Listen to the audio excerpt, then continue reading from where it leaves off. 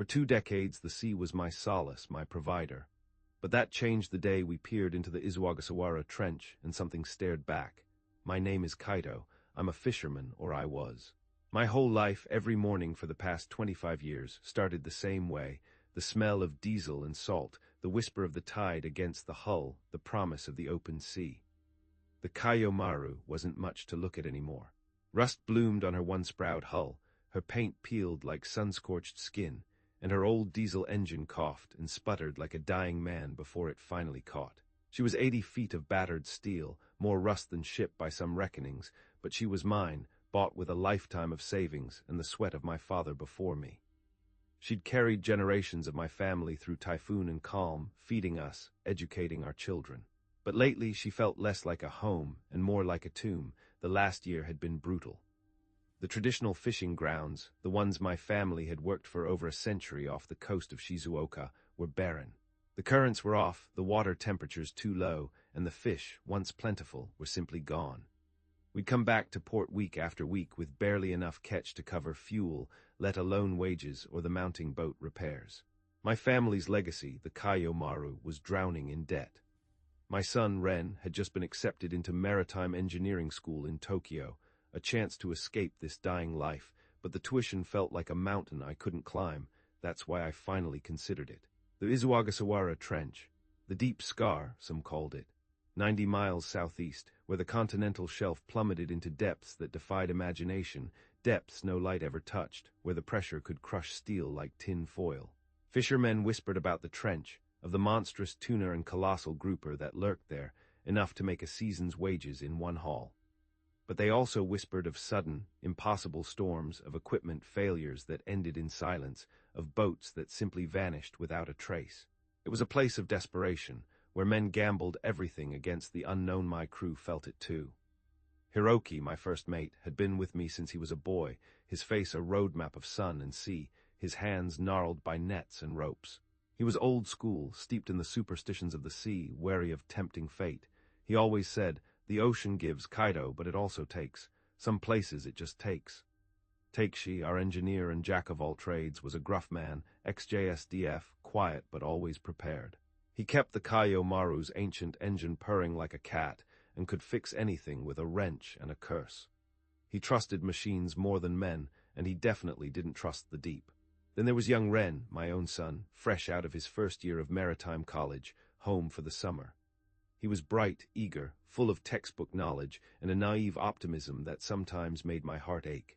He saw the trench as a scientific marvel, an adventure, a place to test our new, albeit second-hand, deep-sea sonar. He was supposed to be the future, the one who escaped this life.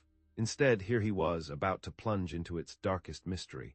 The night before we left, the air in the galley was thick with unspoken tension. Katie, my wife, moved around the small space, making tea, her movements tight and worried. Her eyes, usually so full of warmth, were dark with a fear she tried to hide. "The boys at the harbor are talking," she said, her voice soft. "About the trench. They say it's been different." I nodded, tracing a finger over the old, laminated chart spread across the table.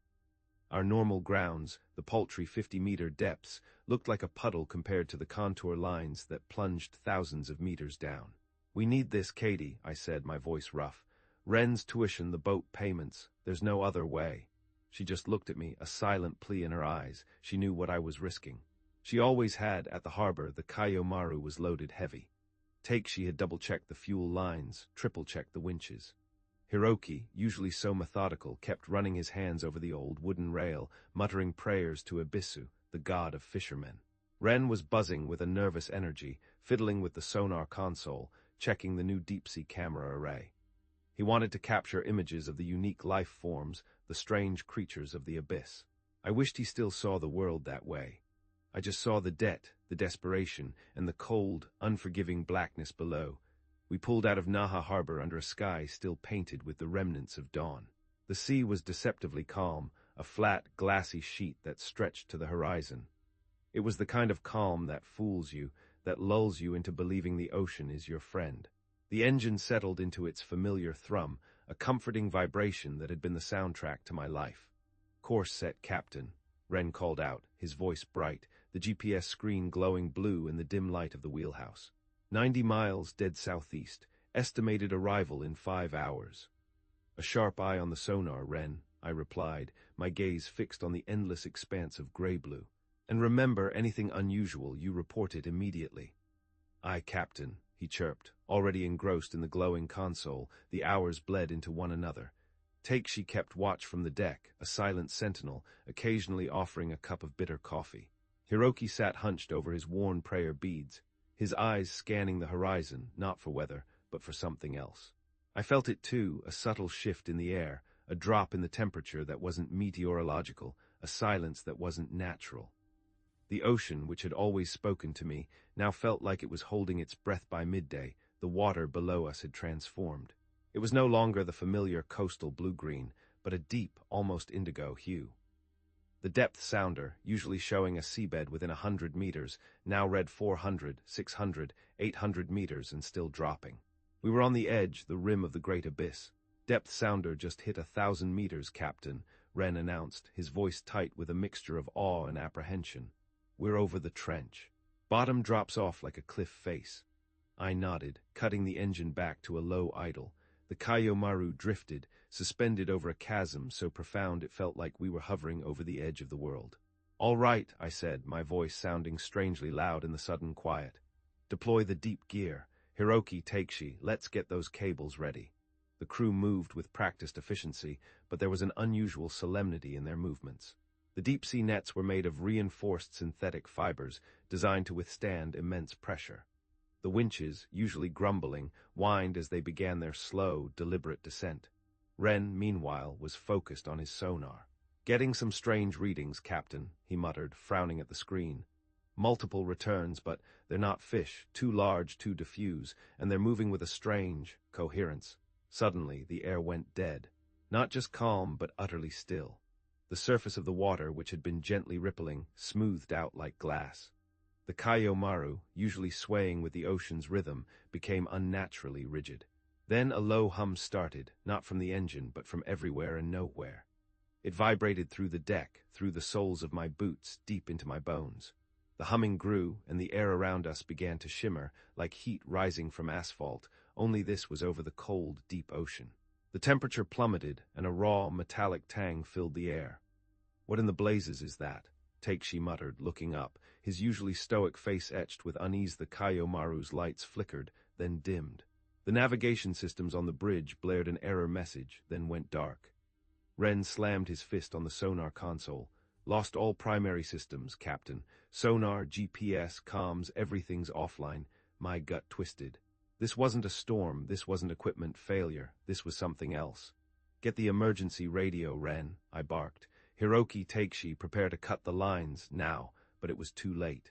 The shimmering intensified, and through the distortion I saw it. It wasn't rising from the depths like a fish, it was unfolding.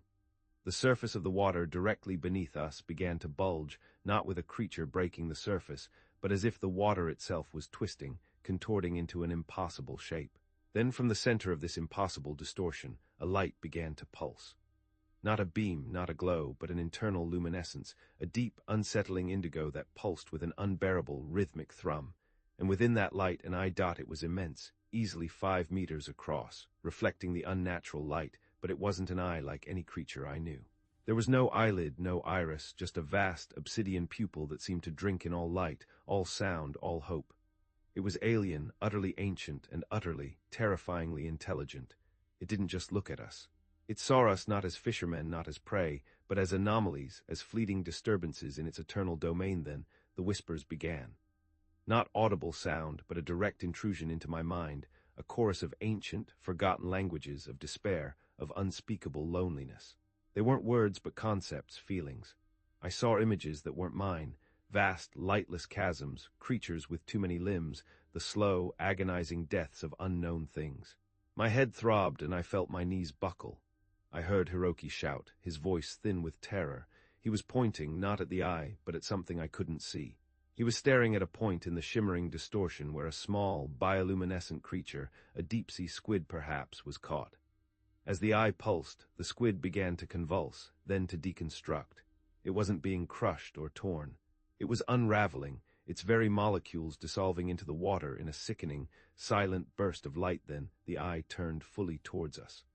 The hum intensified to an agonizing scream inside my head. Hiroki was the first. He dropped to his knees, his face twisted in a rictus of awe and horror. He wasn't looking at the eye, but at something only he could see, something from his old superstitions. "Ebisu no, Great Mother, forgive us," he gasped, his voice choked with reverence and ultimate fear. He began to pray, his hands clasped, tears streaming down his leathery cheeks. The eye pulsed, and a gentle, invisible force seemed to lift Hiroki. He didn't fight. He didn't scream. He simply rose, his eyes fixed on the shimmering water, a look of profound, unearthly understanding on his face. Then with an almost tender slowness, he floated over the rail and sank into the depths, dissolving like the squid, leaving only a faint shimmer of light where he had been. No splash, just silence. Ren screamed. "My God, it's not physical. It's pure energy." He fumbled with his handheld comm unit, his fingers trembling, trying to get a signal, trying to record, trying to understand. The eye shifted, its gaze falling on him. The comm unit in his hand began to smoke, then glow, and finally it exploded with a sharp, deafening crack, sending shards of plastic and metal flying. Ren stared at his ruined hand, then at the eye, his youthful optimism replaced by absolute, soul-shattering terror. He stumbled backward, tripping over a coil of rope, his eyes wide and vacant, fixed on the eye. He didn't scream again. He didn't move. He simply stood there, a strange, ethereal blue light beginning to emanate from his chest. The light intensified, outlining his skeletal structure, then his organs, as if he were being X-rayed by a cosmic force.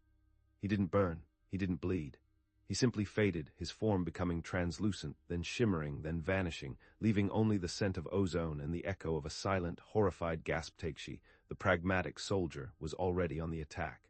He'd pulled a heavy-duty flare gun from the emergency locker, his face grim, determined. He aimed for the eye, a defiant spark in his eyes. "You want us, you son of a bitch, you'll have to take us," he roared, pulling the trigger. The flare shot out, a brilliant red streak against the unnatural indigo light. It sailed true, hitting the shimmering distortion directly above the eye. For a moment, nothing happened. Then the flare began to dim, its light fading as if being absorbed, its heat being drained. Takeshi watched, his jaw slack. He fired another and another, each one swallowed by the distortion. The eye pulsed, and suddenly the Kaiomaru lurched violently, as if struck by an invisible fist. Takeshi, bracing himself, stumbled, his head hitting the winch housing with a sickening thud. He fell, his body unmoving. I rushed to him, my own head still ringing from the psychic assault, but before I could reach him, the eye turned its gaze on his prone form. Takeshi's eyes fluttered open, wide with a final, desperate comprehension. He saw it. He saw the truth of its nature. His breath caught, a ragged gasp, and then his chest imploded, not violently, but as if the air had been violently sucked from his very core. His body crumpled, an empty sack, his face frozen in an expression of profound, unbearable horror. I was alone. The Kaiomaru was silent, save for the hum that vibrated through the deck. The eye, immense and inscrutable, fixed its gaze on me. I felt no pain, no physical assault, just the unbearable weight of its awareness. It didn't want to kill me. It wanted something else. Images flooded my mind, ancient, terrible, beautiful. The birth of stars, the vast emptiness between galaxies, the deep, cold currents of the primeval ocean. I saw the true nature of the Izuwagasawara Trench, not as a geological feature, but as a living, breathing entity, a titanic maw in the ocean floor, and the eye was its consciousness. It had been here for eons, watching, waiting, absorbing. My crew, my ship, everything was simply a fleeting thought in its vast, alien mind. It left me with a memory, a vision that wasn't mine, a profound understanding of its terrifying existence. It imprinted itself upon me, a chilling, eternal mark. Then, as suddenly as it had come, the shimmering faded. The hum died. The Kaiomaru's lights flickered back on, the navigation systems booting up with a series of frantic beeps.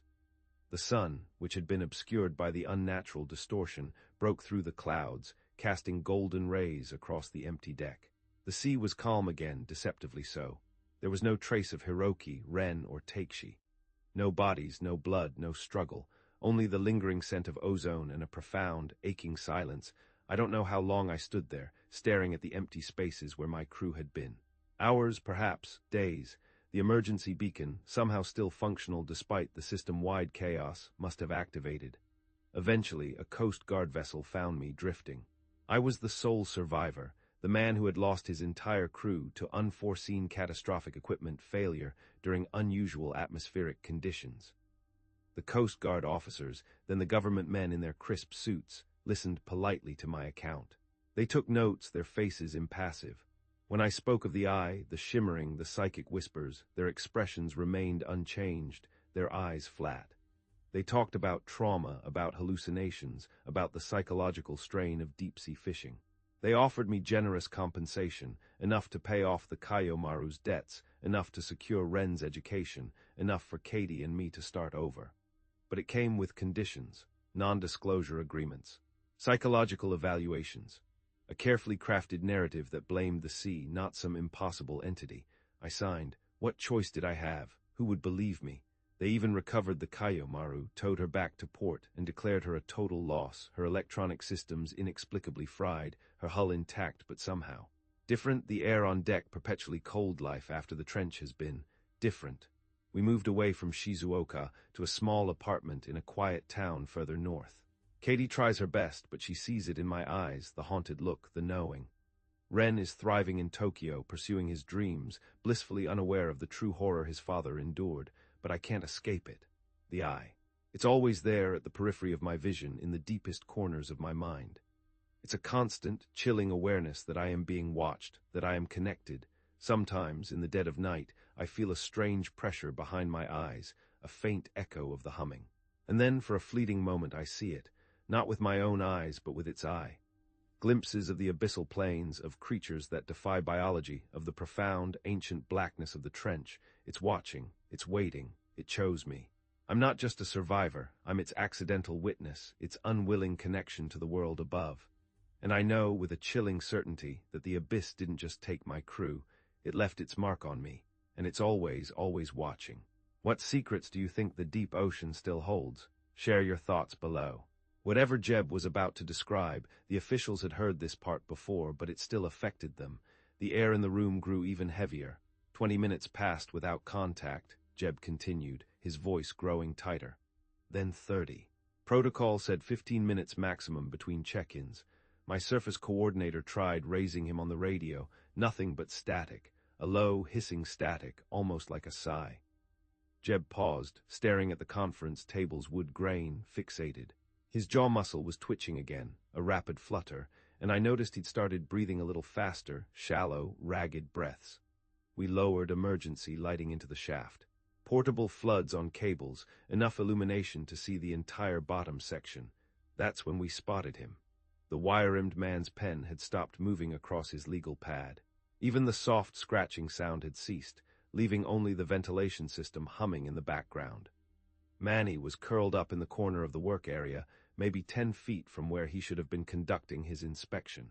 Rocking back and forth like, Jeb's voice caught, thick with emotion, like a scared kid, mumbling, just mumbling. I set my pen down, studying Jeb's expression. The professional contractor mask was completely gone now, replaced by something raw and vulnerable, a man utterly broken.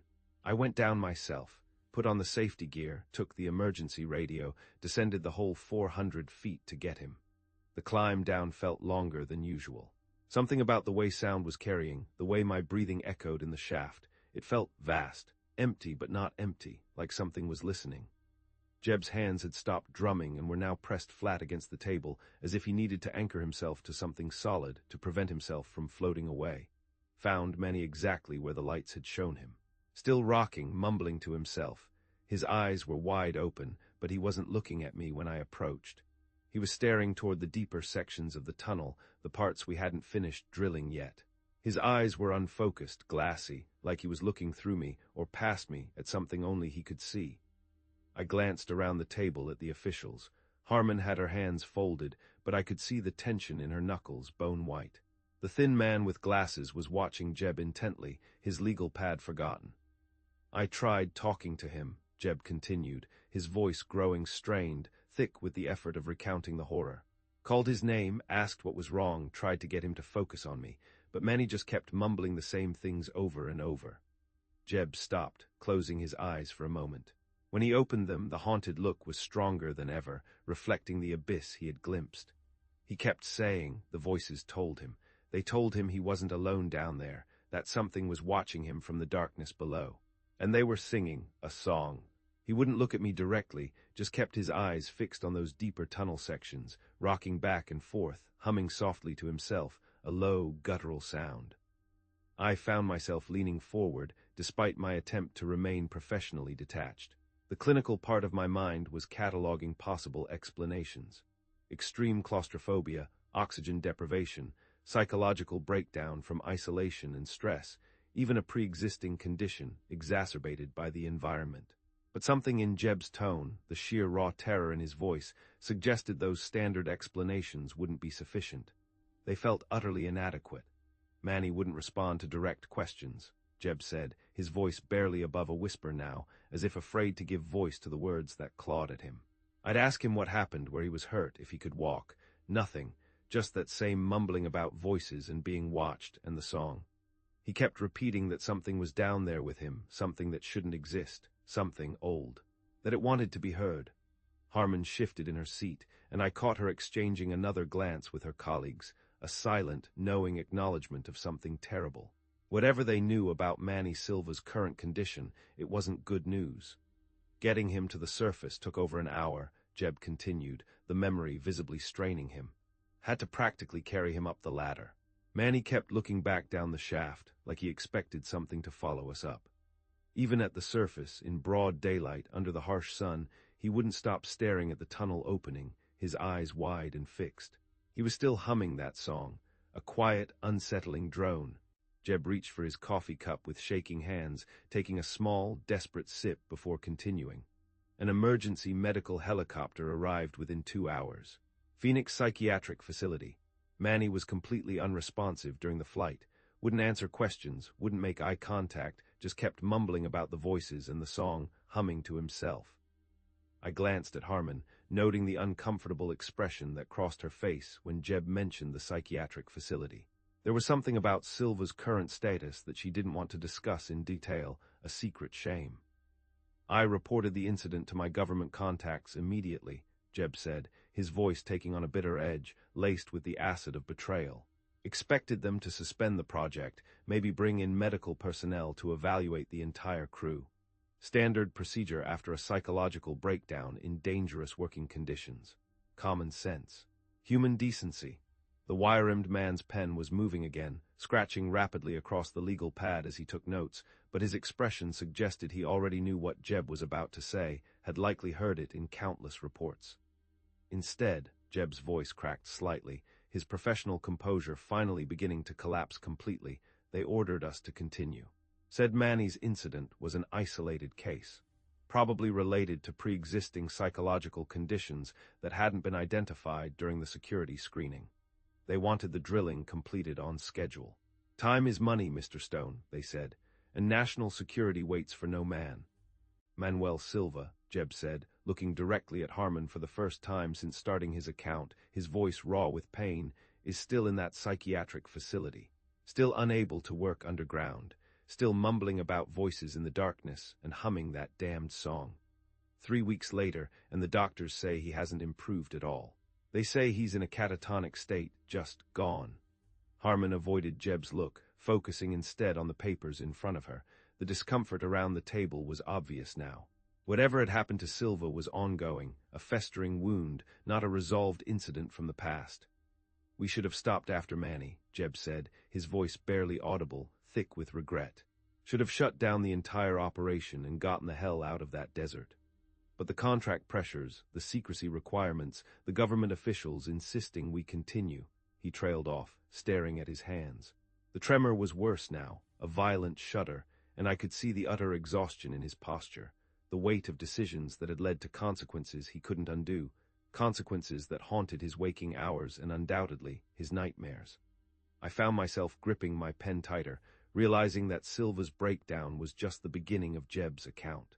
Whatever had driven an experienced tunnel worker to complete psychological collapse was still down there in those Arizona shafts, perhaps waiting, and Jeb's crew had been ordered to continue working around it, dancing with the very madness that had claimed their friend. The room remained silent, except for the ventilation system and the steady blinking of the recording device. capturing every word of testimony that was becoming more disturbing with each detail revealed. Jeb's shoulders sagged as he stared at his empty coffee cup, the weight of his previous words settling over the room like a physical presence, a cold, unyielding dread. The officials around the table had grown increasingly tense during his account of Silva's breakdown, and I could see Harmon checking her watch, a subtle movement, as if she knew what was coming next would be worse. 2 days after we evacuated Manny, Jeb continued, his voice taking on a hollow quality that made my skin crawl, a deadened tone that spoke of profound trauma. Diego Cruz was working the parallel shaft, Section B, about 500 feet down. Different tunnel, but running roughly parallel to where Manny had his breakdown. They were meant to link up eventually. The wire-rimmed man opened a new folder, and I caught a glimpse of medical reports with Cruz's name typed across the top. Whatever had happened to Diego Cruz, the government had documented it thoroughly, clinically, yet the files seemed to hum with an unsaid horror. Diego was solid, Jeb said, his hands now pressed flat against the table again, as if anchoring himself to the mundane reality of the furniture. 34 years old, 8 years of tunnel experience. Never had a safety violation, never panicked under pressure. The kind of guy you could count on to follow protocols, even when things went wrong. Dependable. A rock, Harmon reached for her own folder, extracting several sheets of paper that looked like incident reports and medical assessments. The way she handled them suggested she'd reviewed Cruz's case multiple times, but it still clearly bothered her, causing a subtle tightening around her mouth. About 3 o'clock in the afternoon, we heard screaming coming up from the shafts, Jeb said, and his voice cracked slightly, splintering. Not just yelling, screaming, the kind of sound a man makes when he's genuinely terrified for his life, the kind of sound that rips through you and leaves you hollow. I found myself gripping my pen tighter, though I'd stopped taking notes. The clinical part of my mind was cataloging details, but something deeper was responding to the raw fear in Jeb's voice, a visceral dread that bypassed intellect. The sound was echoing up from Cruz's shaft, bouncing off the rock walls and reaching the surface distorted, stretched thin, but even with the acoustic problems, we could tell he was in serious trouble. Mortal danger. My surface coordinator tried raising him on the radio immediately. Jeb paused, running his hand through his unkempt hair, a frantic, desperate gesture. The tremor in his fingers was getting worse, a visible vibration, and I noticed he'd started breathing faster, shallow gasps. Diego was screaming about something grabbing him, trying to pull him deeper into the tunnel. He kept yelling that something had him by the leg, that it was dragging him towards sections we hadn't even drilled yet, yelling about cold fingers and impossible strength. The thin man with glasses glanced up from his legal pad, and I caught the uncomfortable expression that crossed his face, a flicker of genuine disturbance. These weren't just stories to the officials, they were documented incidents with ongoing implications, unsolved mysteries that preyed on their minds. Emergency protocol kicked in immediately, Jeb continued, his voice regaining a semblance of control, the default setting of a man in crisis. Full crew response, safety equipment deployed, emergency lighting lowered into the shaft. We could see Diego at the bottom, but something was wrong with his position, horribly wrong. Jeb stopped, closing his eyes for a moment, pressing his eyelids tight. When he opened them, the haunted look was stronger than ever, raw and exposed. Diego was pressed against the tunnel wall, clutching his left leg. Blood was seeping through his work pants, a dark stain spreading. And even from the surface, from 500 feet up, we could see he was badly hurt. But the screaming had stopped. He was just whimpering now, a low, guttural sound of pure agony. Staring toward the deeper sections of the tunnel, his eyes wide with a terror I'll never forget. Harmon slid one of the medical reports across the table toward me, but kept her finger on it so I couldn't read the details, only glimpse them. I caught glimpses of injury descriptions, treatment notes, and words like unexplained lacerations and unidentifiable trauma. I went down myself, Jeb said, his voice barely above a whisper, raw with the memory. Fastest descent I'd ever made, down 500 feet in maybe 10 minutes. Found Diego exactly where the emergency lights had shown him, blood pooling around his leg, a growing crimson stain against the gray rock. The recording device continued its steady blinking, capturing every word of testimony that was becoming more disturbing with each detail, each horrific revelation. His left leg was torn up badly. Deep gashes running from his calf to his ankle, like something with claws had grabbed him and tried to drag him across the rough rock, but the cuts were too precise. too deep and too evenly spaced for an accident, too deliberate. Like whatever did it had fingers, not claws, and it tried to pull him apart, slowly. I studied Jeb's face as he spoke. The professional contractor was completely gone now, replaced by someone who'd witnessed trauma that defied rational explanation, trauma that had warped his perception of reality. Diego kept insisting that hands had grabbed him. Jeb continued, his voice growing strained, a raw rasp. Not claws, not equipment malfunction. Hands. He said something down there had gripped his leg and tried to pull him toward the tunnel sections we hadn't finished drilling. He could feel fingers pressing into his flesh, long, cold fingers. And it was singing the same song Manny heard, but closer, louder. It wanted to pull him into the music. Harmon shifted uncomfortably in her seat, and I noticed she was avoiding eye contact with Jeb during this part of his account, her discomfort palpable. The security cameras showed nothing, Jeb said, and the bitterness in his voice was unmistakable, acrid. We had monitoring equipment throughout the tunnel system, full video coverage of every work area. The footage showed Diego working normally, then suddenly screaming and falling against the wall. No other personnel in his section. No equipment malfunction, nothing that would explain his injuries, nothing visible on camera, just Diego, alone, fighting something unseen. I found myself leaning forward despite my attempt to remain professionally detached. The disconnect between Cruz's horrific physical injuries and the complete lack of any visible cause was deeply unsettling, a violation of the laws of physics. Diego was conscious during the evacuation, but he wouldn't look toward the deeper sections of the tunnel, Jeb said, his voice flat with grim remembrance. Even while we were treating his wounds, even while he was in serious pain, he kept his eyes fixed on the surface, on the sliver of daylight, like he was afraid something would follow him up. He kept whispering, "The song, it's getting louder. It wants us to dance." The wire-rimmed man had stopped taking notes entirely, his pen resting motionless on the legal pad, abandoned. Even the soft scratching sound had ceased, leaving only the ventilation system humming in the background, a lonely, mechanical sigh. Emergency medical helicopter arrived within an hour, Jeb continued, his voice monotone now, devoid of inflection. Diego was airlifted to Phoenix General for surgery on his leg. The doctors said the gashes were consistent with some kind of animal attack, a large predator, but there were no indigenous species in that area capable of causing those injuries. Not like that, not the depth, the precision, the sheer power needed to rip a man's leg like that, and no animal leaves traces like cold, sticky residue on the skin, as Diego described. Harmon glanced at her colleagues, and I caught the subtle tension in their exchange, a silent, knowing look. Whatever Cruz's current status was, it remained a source of profound concern for the government officials. I reported the incident immediately, Jeb said, his voice taking on that same bitter edge I'd heard when he described the response to Silva's breakdown, an edge sharpened by growing resentment. Expected immediate project suspension, safety investigation, probably criminal investigation, given the severity of Diego's injuries, but even as he said it, I could see in his expression that he'd been disappointed again. Instead, Jeb's voice was barely audible now, his shoulders slumping. They ordered enhanced security measures and continued drilling. Said Cruz's injuries were probably self-inflicted due to psychological stress, maybe some kind of breakdown similar to Manny's case. Said he was probably hallucinating the hands. They wanted the project completed, despite 2 serious incidents in 4 days. 4 days, Dr. Thorne, 2 men broken, but the numbers, the schedule, that's all they cared about. Diego Cruz still walks with a limp, Jeb said, looking directly at Harmon again, his eyes pleading for some acknowledgement, some shred of remorse. Still has nightmares about hands grabbing him in the darkness. 3 weeks later, and he refuses to work underground anymore. Says he can still feel fingers pressing into his leg. Says he can still hear the song, calling him to dance.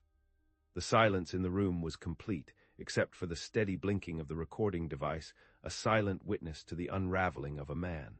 I watched Jeb gather himself for what I suspected would be the worst part of his account, the final, devastating blow. Gabriel Vance, Jeb said, and his voice broke slightly on the name, fracturing into raw pain.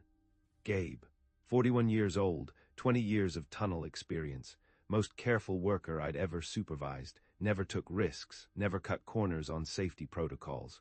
The kind of man who'd spend an hour checking a bolt, meticulous. Reliable. Harmon reached for another folder, this one thicker than the others, its edges slightly frayed. The way she handled it, with a hesitant, almost reverent touch, suggested Gabriel Vance's case was different from Silver and Cruz. More complex, more disturbing, more definitive.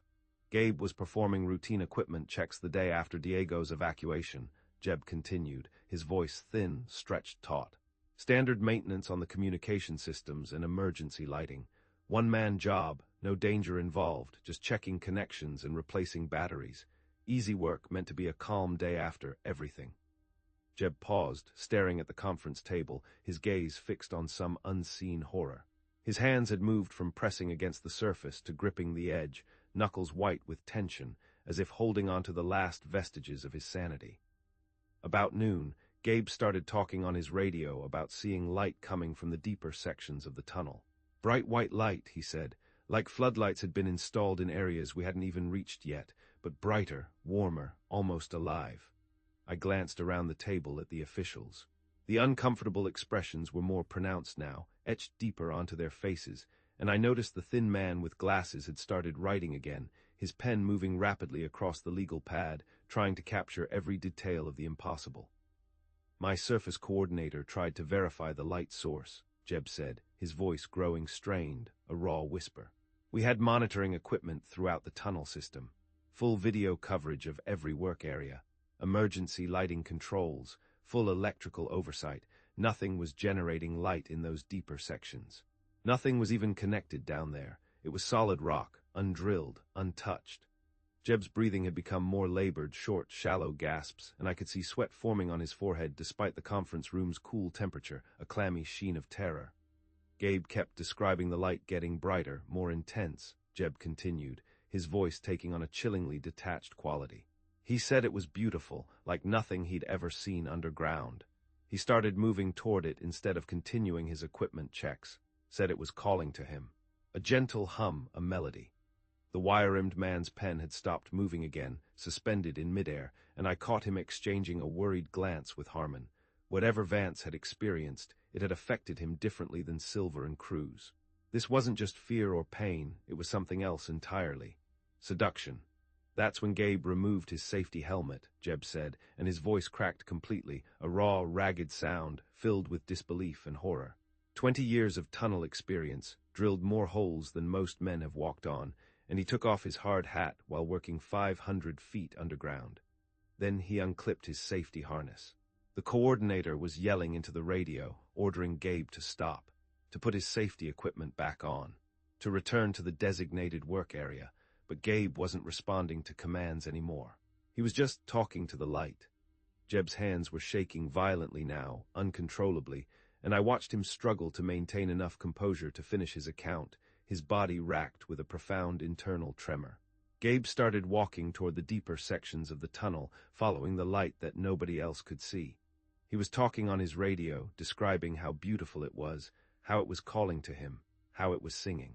His voice sounded different, happy, almost peaceful, filled with wonder. The silence in the room had become oppressive, suffocating, broken only by the ventilation system and Jeb's increasingly labored breathing. Then he started screaming, Jeb said, his voice barely a whisper, a ghost of a sound. Not like Diego's screams when something grabbed him. These were different, terrified, desperate, like he'd suddenly realized he was in terrible danger, like the wonder had turned to absolute horror, like the beautiful light had shown him something unspeakable. Jeb stopped, covering his face with both hands, pressing his palms hard against his eyes. The professional contractor was completely gone now, replaced by someone broken by experiences that had shattered his understanding of reality, leaving him in a place of profound, unbearable knowledge. The screams lasted maybe 10 seconds, he continued, his words muffled by his hands, choked with suppressed sobs. Then complete silence, radio contact off, no response to any attempts at communication. Just gone. Harmon reached for her folder again, extracting what looked like search reports and equipment logs. The documentation was extensive, suggesting Vance's disappearance had triggered a major investigation, a frantic, desperate search. Emergency response team went down immediately, Jeb said, lowering his hands and revealing tears streaming down his weathered face, carving clean paths through the dust and grime of his despair. Full search of the tunnel system, emergency lighting deployed throughout every section we completed. We looked for hours, for days.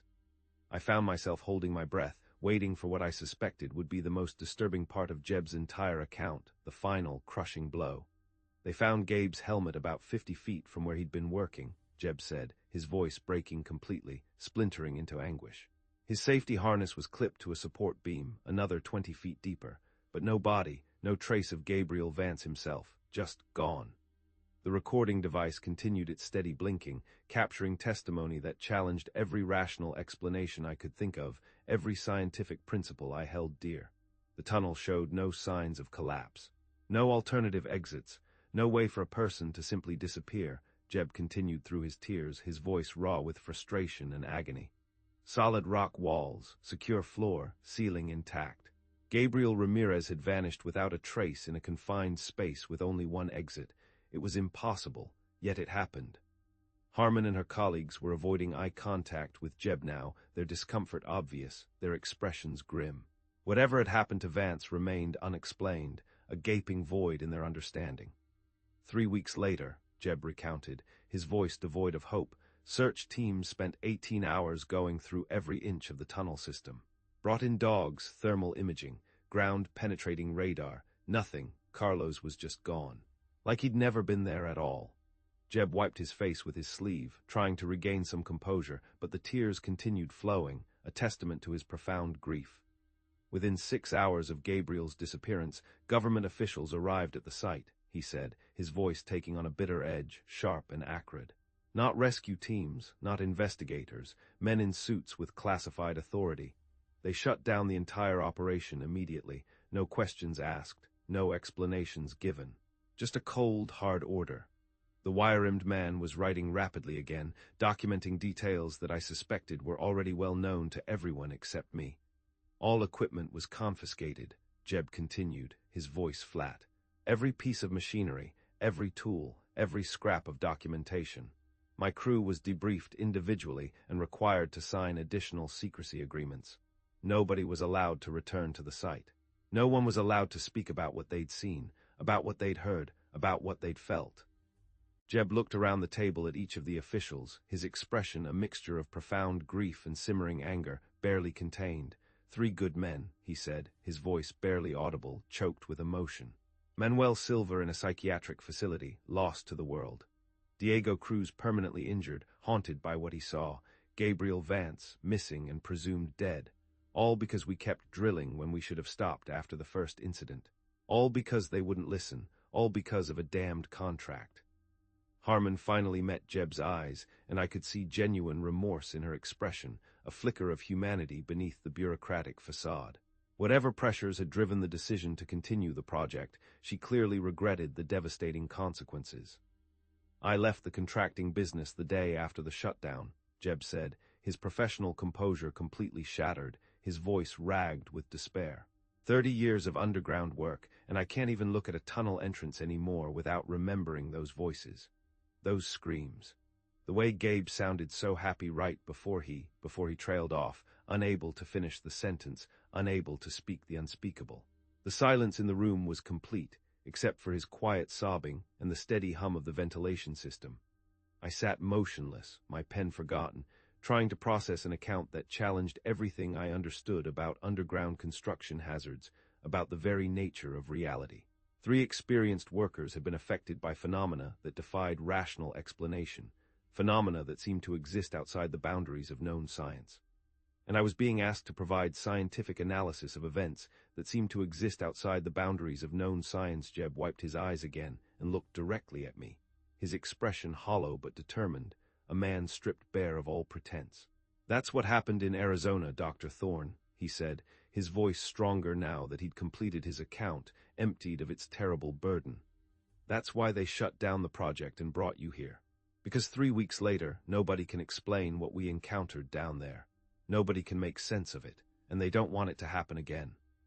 The recording device continued blinking, capturing the end of testimony that would haunt me for the rest of my career, that would forever reshape my understanding of the world. Whatever was buried in that Arizona desert had broken a veteran contractor and claimed 3 members of his crew, and I was being asked to find a scientific explanation for the unexplainable, to rationalize the truly terrifying. I set my pen down and studied Jeb's tear-streaked face across the conference table.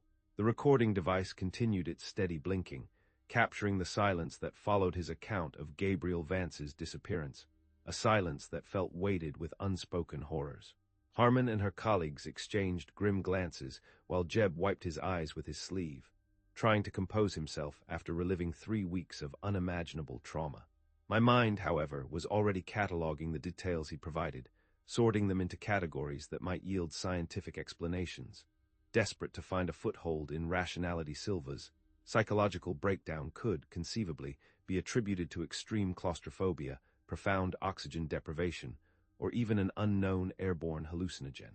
Cruz's injuries might have resulted from equipment malfunction in the dark or self-inflicted wounds during a panic attack, though the precise nature of the gashes made that difficult to accept. But Vance's complete disappearance from a confined, sealed space with no structural compromise, no alternate exits, simply defied rational analysis. It was an impossibility. "Mr. Stone," I said, opening my notebook to a fresh page, my voice betraying none of the internal turmoil. "I need to ask you some specific technical questions about the environmental conditions you encountered." Jeb nodded, straightening in his chair, the professional contractor desperately trying to reassert himself over the traumatized witness, to rebuild the shattered walls of his composure. "Let's start with atmospheric readings," I continued, my gaze fixed on him. "Did your crew monitor oxygen levels, carbon dioxide concentrations, or other gases that might accumulate in deep vertical shafts?"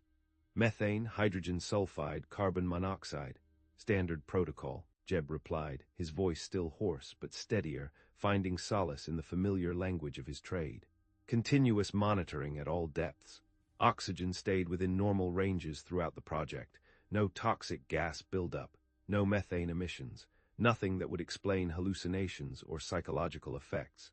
We even ran spectrum analysis for unusual airborne compounds. Clean, too clean almost." I made notes while he spoke, checking details against my own experience with underground construction. Deep boring operations typically encountered predictable atmospheric challenges, but Jeb's account suggested normal readings throughout, removing one of my primary hypotheses. "What about temperature variations?" I asked. "Significant changes in ambient temperature can affect worker psychology and equipment function. Extreme heat or cold can induce stress, even hypothermia or heat stroke." "Brutal heat at the surface," Jeb said, running his hand through his unkempt hair, a nervous habit. 110 degrees daily. But the deeper section stayed cool, maybe 65 degrees at maximum depth. Nothing unusual for desert underground work. Stable, almost stagnant air down there." Harmon opened one of her folders and slid a sheet across the table toward me. "Environmental monitoring data, printed in neat columns with timestamps and measurements." I scanned the numbers quickly, finding everything within expected parameters. No sudden drops, no spikes, nothing that pointed to extreme thermal stress. "Tell me about the acoustic properties you mentioned," I said, looking up from the data. "The strange wave voices carried in the tunnels. Can you be more specific about what you heard, what your men reported?" Jeb's hands started trembling again, but he maintained eye contact, locked in the grip of the memory. Conversations seemed to echo from sections we hadn't drilled yet, not just normal echoes bouncing off rock walls, mind you. These sounded like they were coming from below, from deeper parts of the tunnel system that didn't exist. Like they were waiting, speaking. "And the quality of the sound," I pressed, writing down his description, though it challenged basic principles of sound transmission in a simple, confined space. "Acoustic anomalies could result from unusual rock formations or air pressure differentials, but Jeb's account suggested something more complex, something intelligent." "Were they distinct words, muffled?" "What language muffled at first?" Jeb replied, his voice strained. "Like whispers from far away, but they grew clearer, more distinct, not English, not Spanish, not any language I recognized, but it sounded like communication. Like they were talking about us, or to us, and there was a hum. A low, resonant hum, almost like a song beneath the voices. That's what Manny started humming. That's what Gabe called beautiful." "The acoustic problems affect all crew members equally?" I asked, trying to gauge if it was a widespread phenomenon or isolated to specific, perhaps more sensitive, individuals. "Or did some workers report the phenomena more frequently than others?"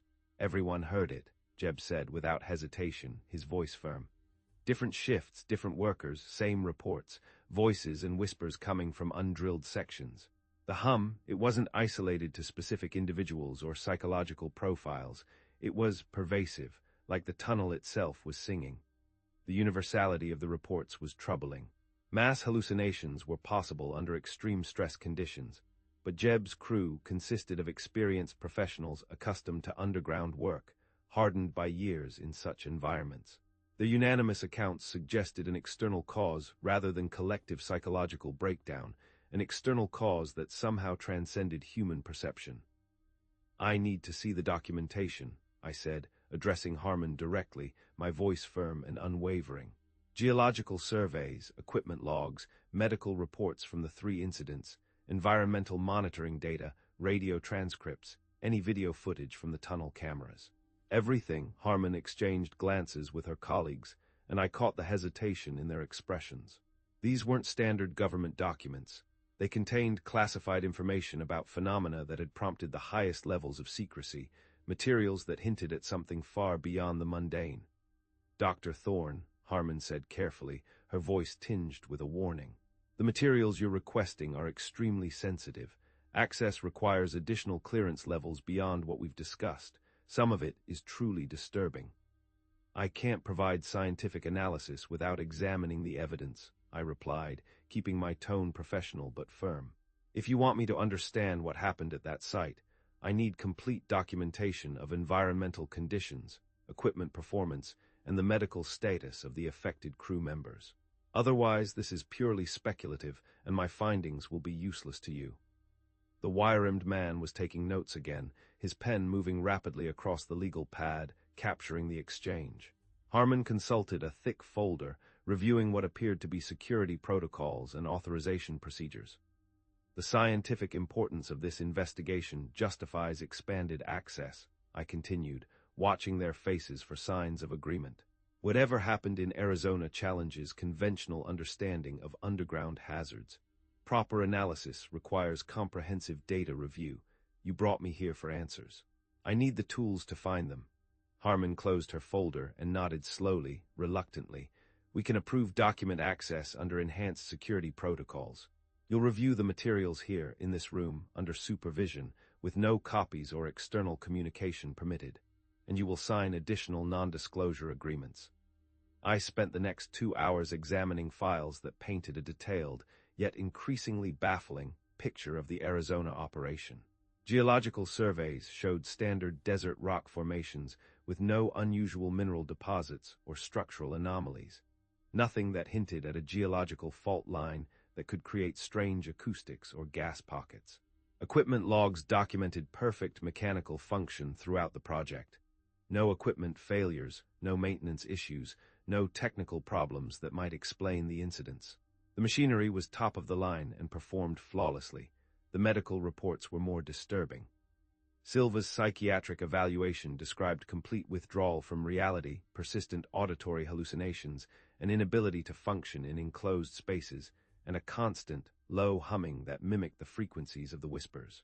Cruz's injury documentation included photographs of his torn leg, deep, precise gashes that looked exactly like claw marks from some large, powerful predator. Yet unlike anything known to science, and a faint, sticky residue on his skin that defied chemical analysis. Vance's missing person report contained extensive search records and forensic analysis of his abandoned safety equipment, his helmet, his harness, nothing else. No blood, no struggle, just absence. Video footage from the tunnel cameras showed normal work activities right up until each incident occurred. Silva appeared fine during routine inspection work, then suddenly curled up in the corner without any visible trigger, rocking and humming. Cruz was conducting standard equipment checks when he began screaming and clutching his leg, though the cameras showed no source for his injuries, only a ripple in the air, a fleeting distortion. Vance's footage was the most unsettling. He calmly removed his safety gear, set it aside, and walked, almost danced, toward deeper tunnel sections while describing beautiful light that wasn't visible on camera. His voice filled with an unearthly serenity, until the scream's radio transcripts captured the workers' voices during each incident. Silva's mumbling about voices from below and the song. Cruz's desperate screams about something grabbing his leg with cold fingers and pulling him into the music. Vance's peaceful description of approaching light and a chorus of angels, followed by terrified, guttural screams before communication cut off completely, abruptly, leaving only dead air. By late afternoon, I had documented every detail I could extract from the classified materials. The evidence painted a clear picture of 3 experienced workers affected by phenomena that defied conventional explanation. No equipment malfunctions, no environmental hazards, no pre-existing psychological conditions that might account for their experiences. There was nothing rational, nothing scientific that could explain what had happened. It was a blank wall, a dead end for conventional thought. "I need to visit the site," I announced, closing the last folder and looking around the table at the officials, my voice firm despite the growing sense of unease within me. "Conduct atmospheric analysis, examine the geological formations, take measurements of the acoustic properties Bill described, observe the environment firsthand." Harmon shook her head immediately, her expression hardening. "Dr. Thorne, the site is under complete security lockdown. No civilian access permitted under any circumstances. It's too volatile." "Not a civilian," I replied, keeping my voice steady, though a cold current of frustration ran through me. "I'm a consultant with specialized expertise in underground phenomena. You brought me here to provide scientific analysis of what happened. I can't do that from a conference room in Arlington. I need to be there. I need to see it, feel it, measure it." The thin man with glasses looked up from his legal pad, and I caught him glancing at Harmon with an expression that suggested they'd discussed this possibility, perhaps even prepared for it. "Dr. Thorne," Harmon said carefully, her voice measured. "Site access would require military escort, enhanced security protocols, and strict limitations on your investigation parameters. It is an active containment zone." "I accept those conditions," I said without hesitation, my resolve hardening. "I need 12 hours on site to conduct proper atmospheric and geological analysis. Environmental monitoring equipment, rock sampling tools, acoustic measurement devices. I need to descend to the deepest accessible points." Jeb had been silent during my document review, but now he looked up with an expression of genuine concern, his hollow eyes meeting mine. "You don't understand what you're asking for," he said quietly, his voice a low, gravelly warning. "That place, there's something wrong with it, something that broke 3 good men, and it will break you too. You don't want to go down there, Aris." "Trust me." I met his eyes, seeing the fear and trauma that still haunted him 3 weeks later, a deep, pervasive dread. But my scientific training demanded direct observation and measurement of the phenomena he described. My curiosity, once a purely academic pursuit, had now become an all-consuming drive.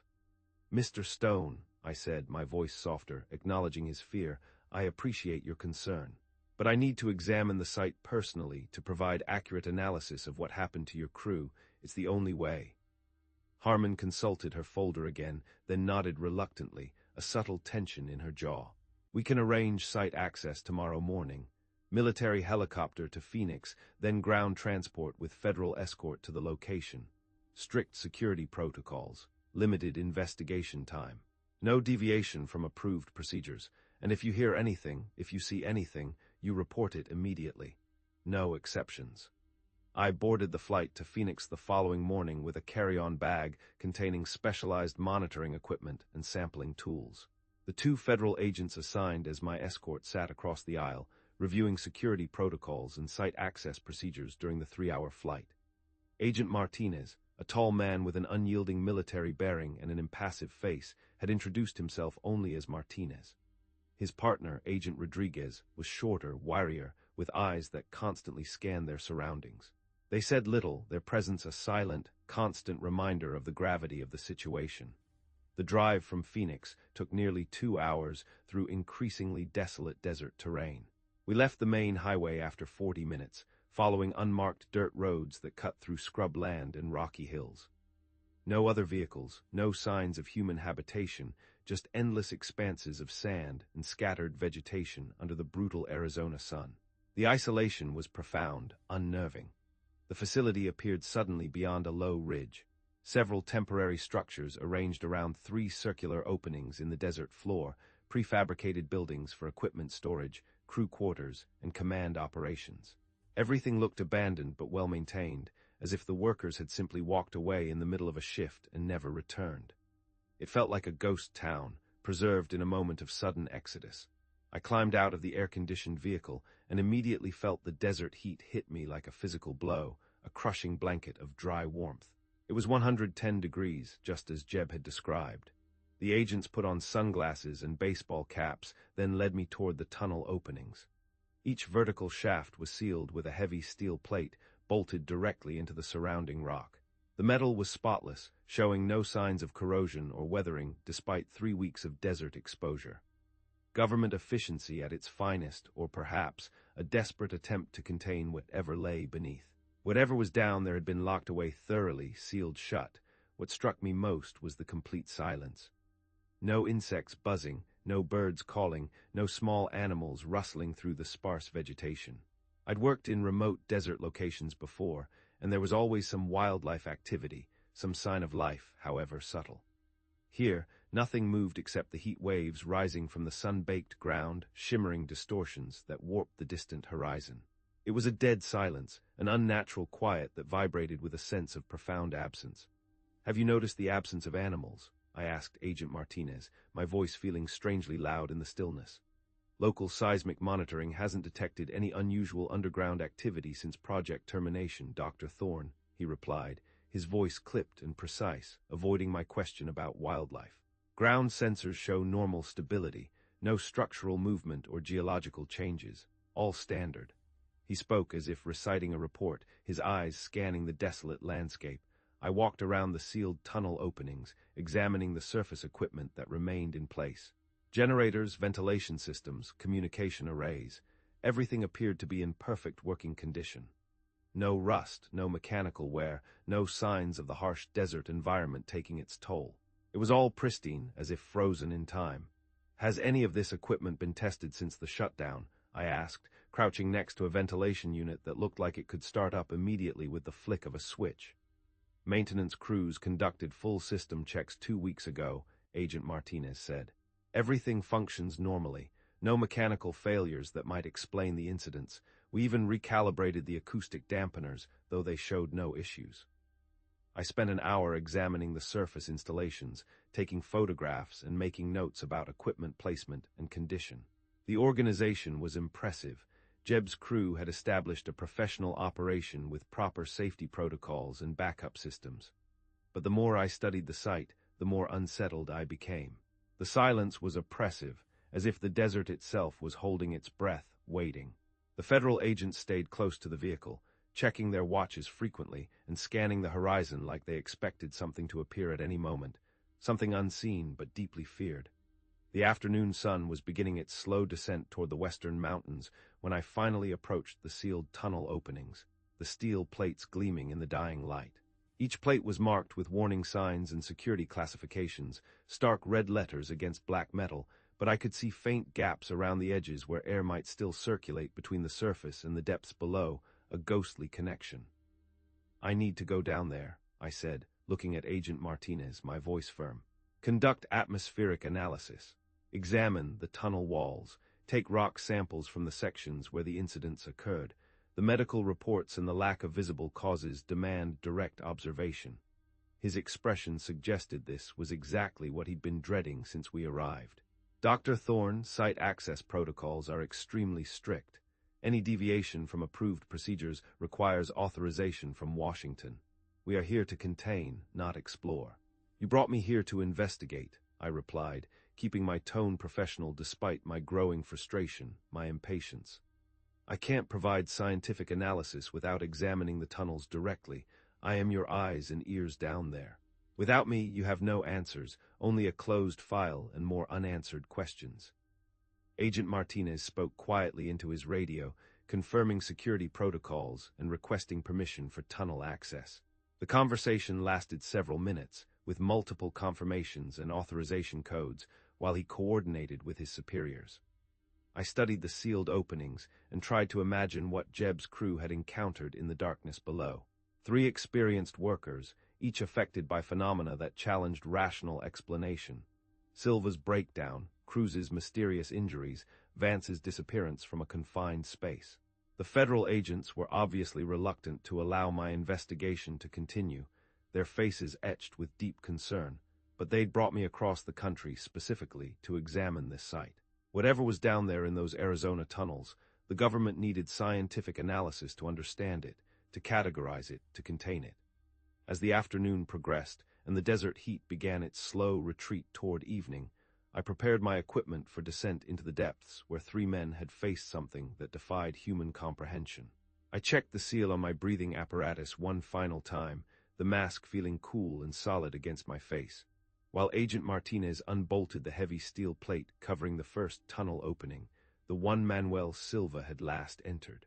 The metal groaned as he pulled it aside, revealing a circular shaft that dropped straight down into absolute darkness, an inky void that seemed to swallow the light. The contrast between the blazing desert heat and the cool air drifting up from below was immediate and welcome, a breath of coldness in the oppressive warmth.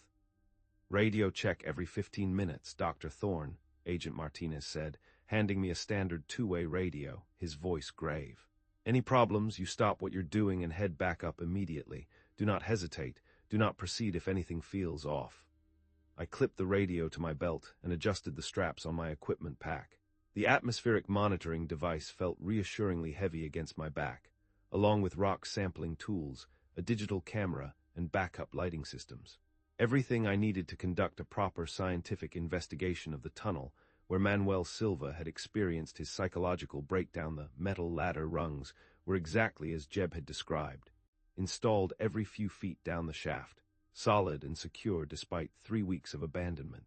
I tested the first few rungs with my full weight, checking for any structural issues that might explain the incidents, any hidden weaknesses. The steel held perfectly, showing no signs of corrosion or weakness. My descent began slowly and methodically, a cautious, deliberate progress into the unknown. Every 50 feet, I stopped to record atmospheric readings and examine the tunnel walls with my powerful flashlight. The rock showed precise drilling work, clean cuts that spoke to the quality equipment Jeb's crew had used.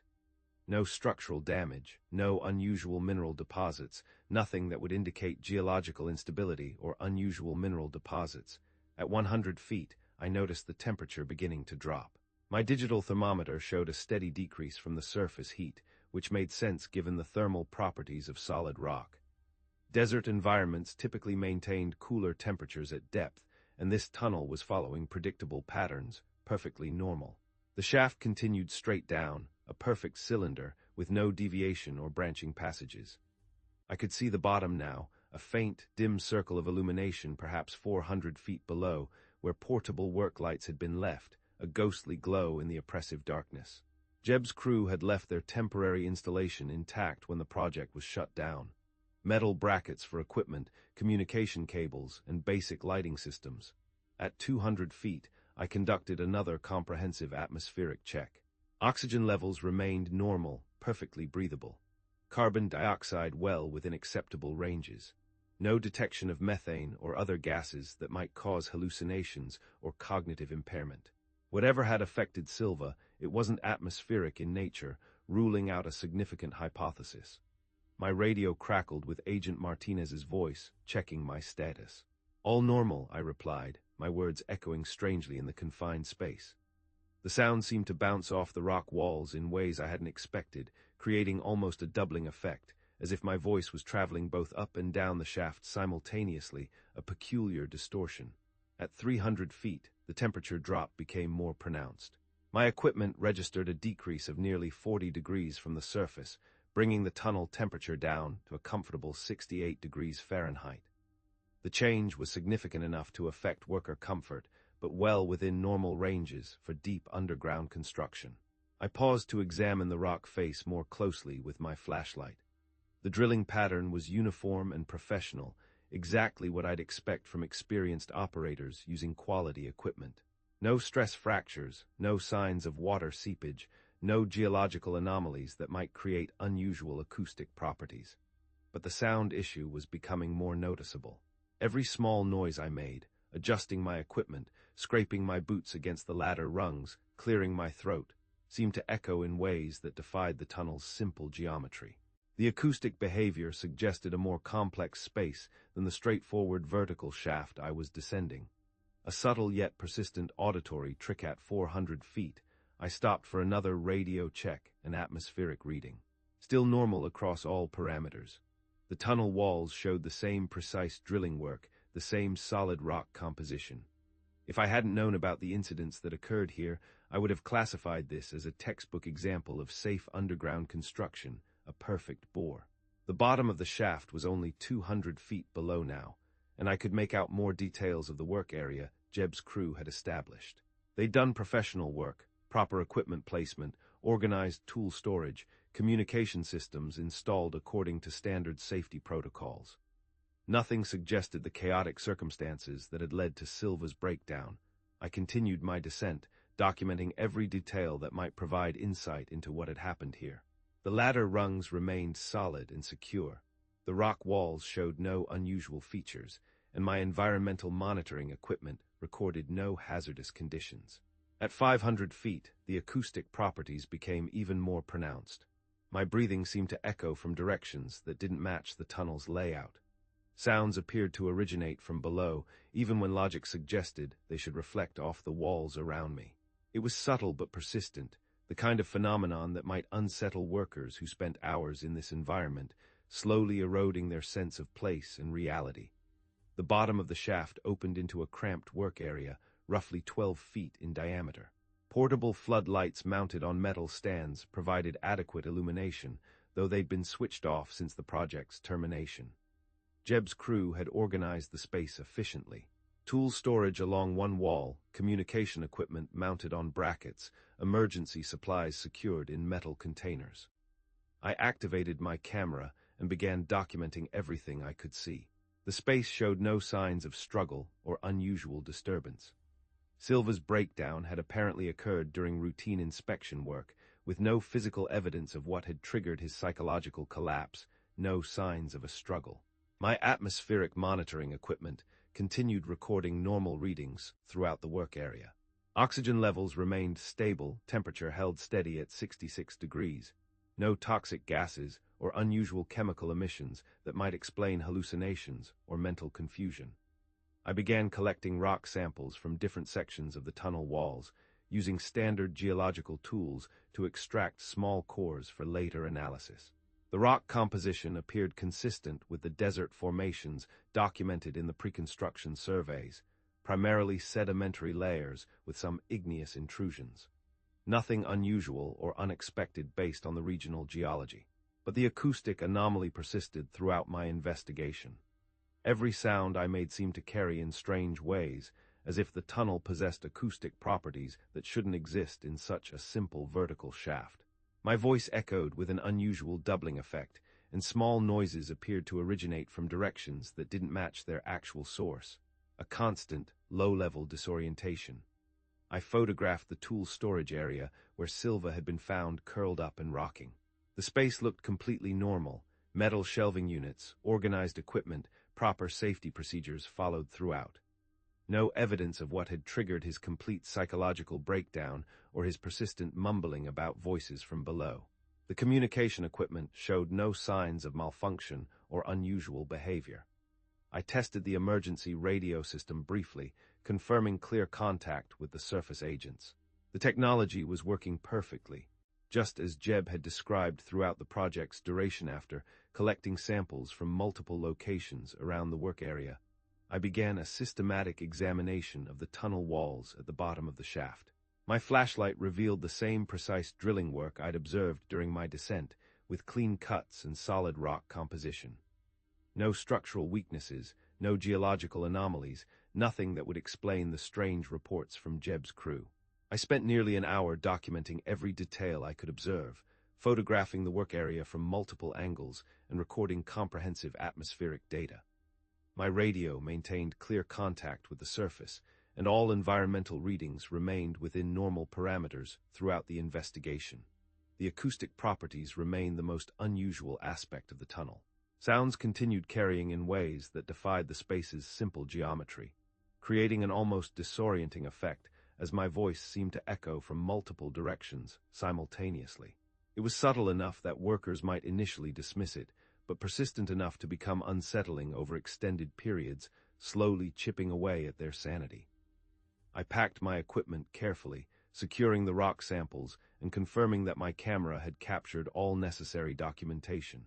The investigation had revealed no obvious hazards or unusual conditions that might explain the psychological breakdown Manuel Silva had experienced in this location. Agent Martinez's voice crackled through my radio, requesting a status update. "Investigation complete," I replied, beginning my preparation for the ascent back to the surface. "No immediate hazards detected, all systems normal." I started climbing the metal ladder rungs, carrying my equipment, pack, and rock samples toward the desert heat above. The tunnel's acoustic properties continued affecting every sound I made during the ascent, creating that strange doubling effect that seemed to originate from depths below the work area, a constant, unsettling reverberation. My atmospheric monitoring equipment recorded gradual temperature increases as I climbed toward the surface, confirming the expected thermal gradient for this type of geological formation. Everything appeared normal and predictable based on standard underground construction parameters. But something about the acoustic anomaly nagged at my scientific understanding. The way sounds carried suggested a more complex space than the simple vertical shaft I'd investigated. It was the kind of detail that might merit further investigation under different circumstances, perhaps a deeper geological survey that went beyond the initial bore. I reached the 300-foot mark, halfway to the surface, when Agent Martinez checked my progress again. "Proceeding normally," I reported, though the strange echo effect made my voice sound unsettling even to me. Environmental readings all within acceptable ranges. The temperature continued rising as I climbed higher, approaching the brutal desert heat that waited at the surface. My equipment pack felt heavier with each ladder rung, weighed down by rock samples and documentation that might provide insight into what had happened to Jeb's crew. At 200 feet from the surface, I paused for a final atmospheric reading and equipment check. Normal oxygen levels, stable temperature gradient, no toxic gases or unusual chemical emissions. The tunnel appeared completely safe from a scientific perspective, showing no obvious hazards that might explain the psychological trauma experienced by Silva, Cruz, and Vance. The acoustic properties remained unexplained, but didn't constitute a safety hazard under any standard I could reference. Strange sound behavior was documented in other underground construction projects, usually attributed to unusual rock formations or air pressure differentials. Nothing that would justify shutting down an operation or cause lasting psychological damage to experienced workers. I resumed my climb toward the surface, my mind already organizing the data I'd collected into a preliminary report. The investigation had been thorough and professional, documenting atmospheric conditions, geological features, and equipment status throughout the tunnel system. Everything indicated normal construction parameters, with no obvious explanation for the incidents that had occurred.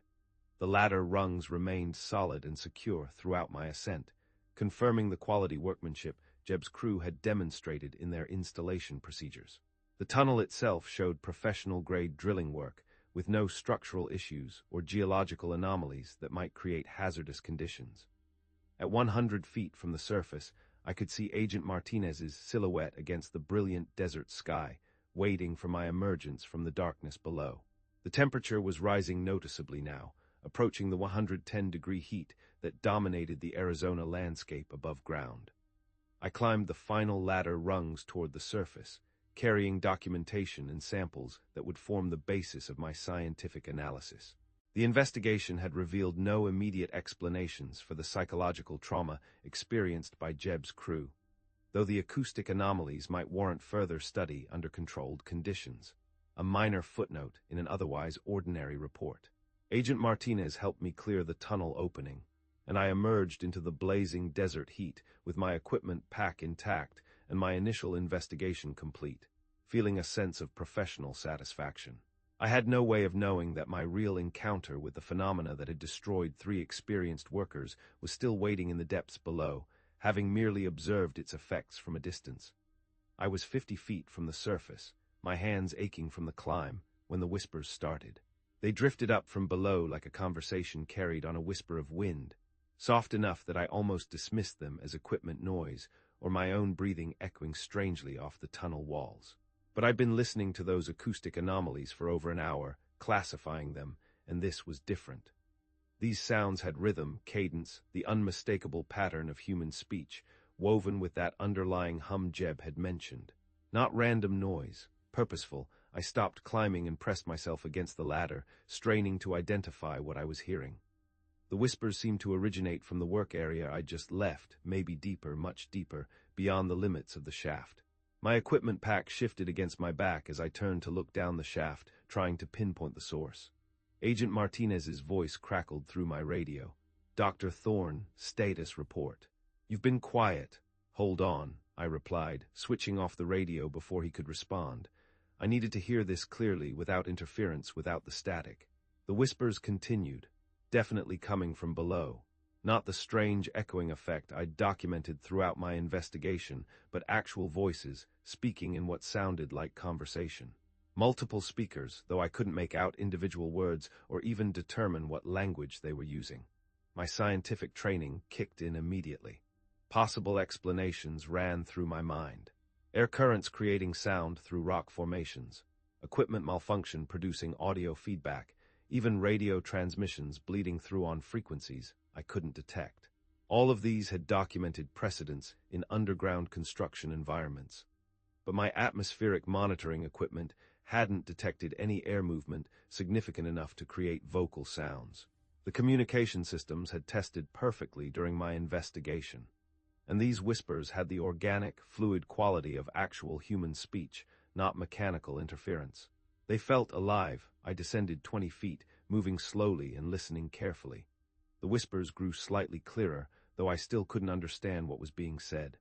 The sounds seemed to originate from the work area at the bottom of the shaft, but I'd spent an hour examining every inch of that space.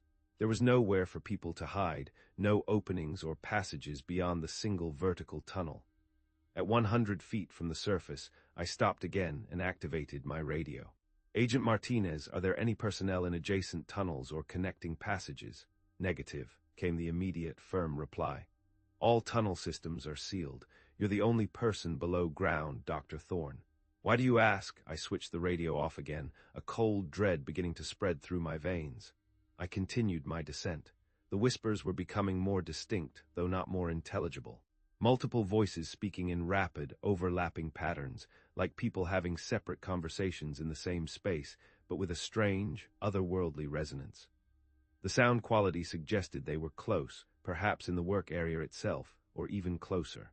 Too close back at the bottom of the shaft, I activated my flashlight and swept it around the cramped space. Everything looked exactly as I'd left it: organized tool storage, communication equipment, emergency supplies. No signs of human presence beyond my own recent disturbance of the area, but the whispers were definitely coming from here. I could hear them clearly now, though they seemed to originate from every direction at once. The acoustic properties I'd documented earlier were amplifying the effect, making it impossible to identify a specific source location. It was like they were inside the very rock, or inside my head.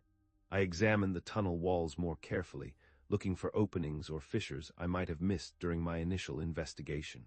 The rock showed the same precise drilling work, the same solid composition.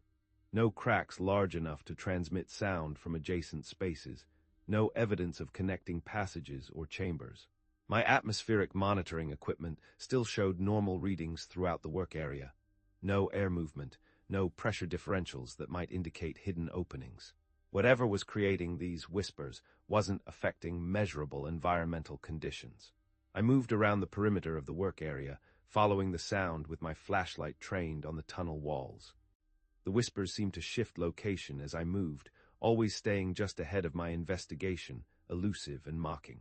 It was like trying to track a conversation through a maze of reflecting surfaces, each whisper a faint, disembodied presence.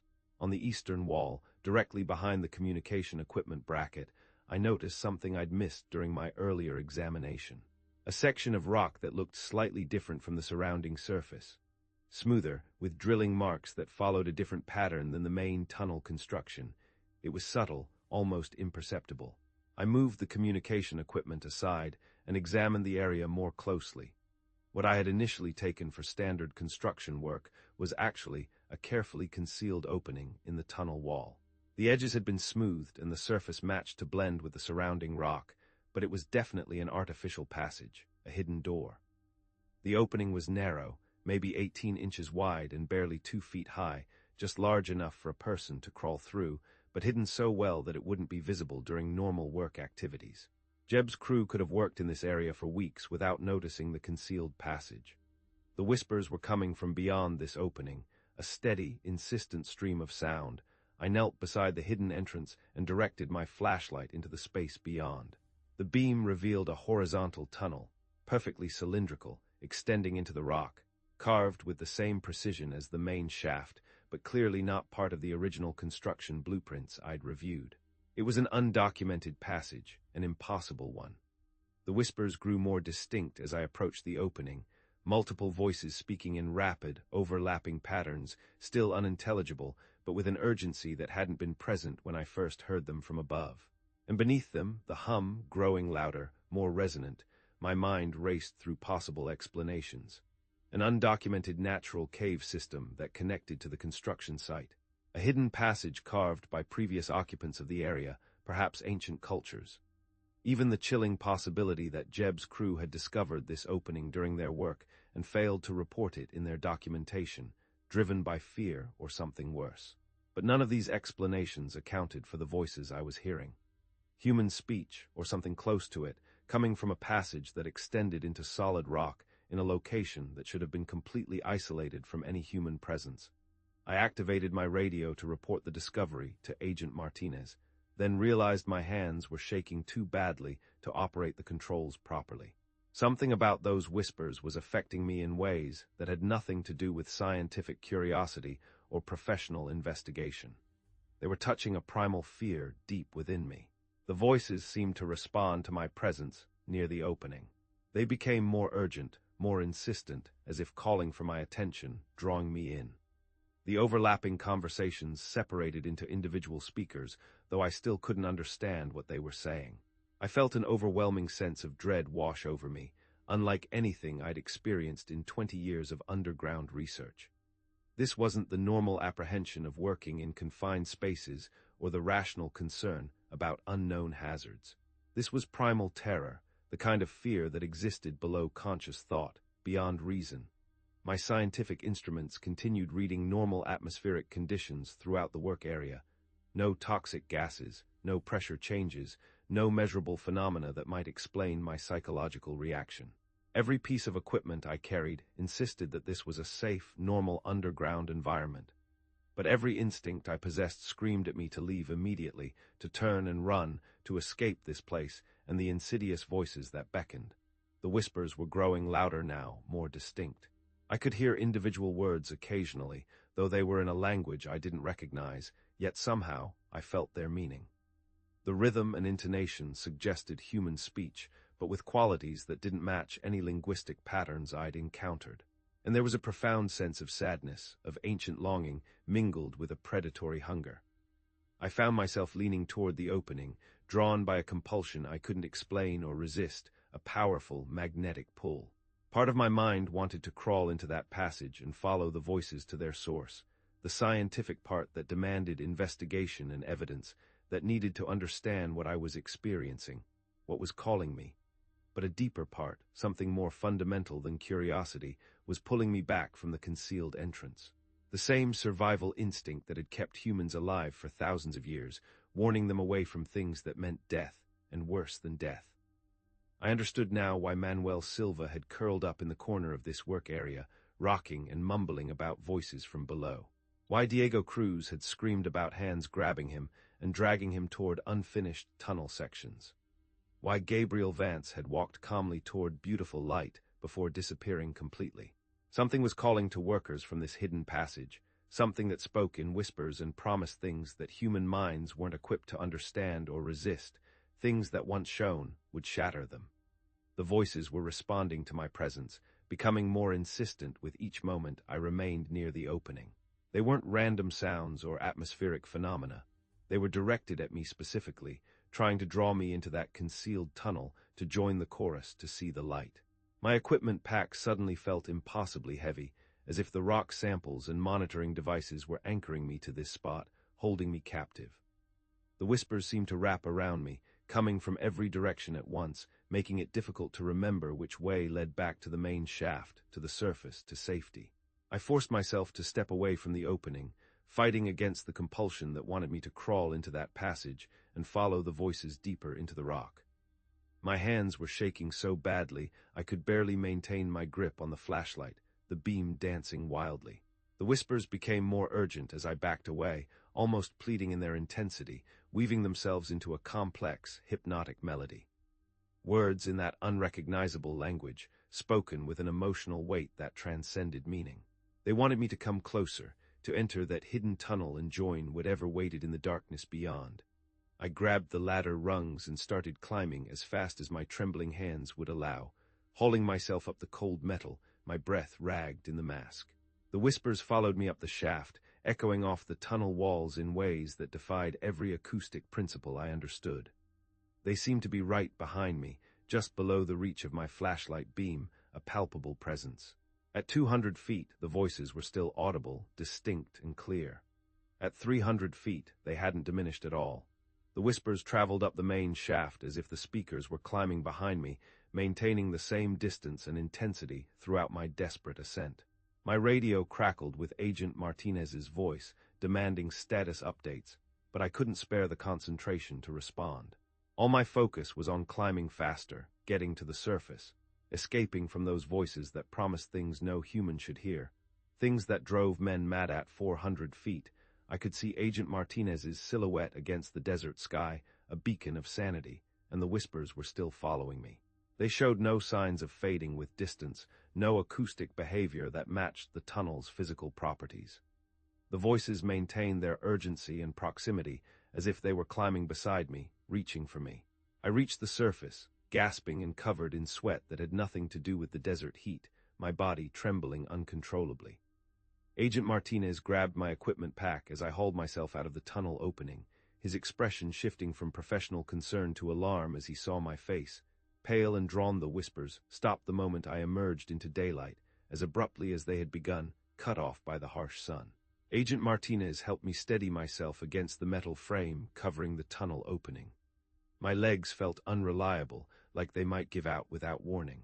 The equipment pack landed heavily beside my feet, rock samples and monitoring devices that suddenly seemed utterly pointless after what I'd just experienced. "Dr. Thorne, what happened down there?" Martinez asked, his voice carrying professional concern mixed with genuine worry. "You look like you've seen a ghost, or worse." I tried to find words that would explain the hidden passage, the impossible whispers, the overwhelming compulsion to crawl into that concealed tunnel and follow voices that shouldn't exist, that spoke in languages I didn't recognize, yet understood on a visceral level. My mouth opened and closed without producing any sound that made sense. The other agent, Rodriguez, was already securing the steel plate back over the tunnel opening. The heavy metal slammed into place with a finality that should have been reassuring. Instead, I found myself listening for any sound that might carry through the barrier, any faint echo of the whispers that had followed me 400 feet up a vertical shaft, as if distance meant nothing. "Equipment malfunction," I finally managed the words, feeling like lies even as I spoke them, the taste of ash in my mouth. "Acoustic anomalies in the tunnel system, nothing dangerous, just unexpected results during the investigation." Martinez nodded, but his expression suggested he wasn't buying the explanation, his gaze lingering on my shaking hands and the cold sweat still pouring down my face in the desert heat. Whatever he'd seen in my appearance when I emerged from that tunnel, it wasn't the look of someone who'd encountered routine technical difficulties. It was the look of a man who had faced the edge of the abyss and narrowly pulled back. The drive back to Phoenix took place in complete silence. I sat in the passenger seat of the government sedan, watching the empty desert landscape roll past while my mind tried to process what had happened underground. The whispers had stopped the moment I reached daylight, but I could still feel them echoing in my head, a phantom presence, like a song you can't shake, a melody of ancient dread.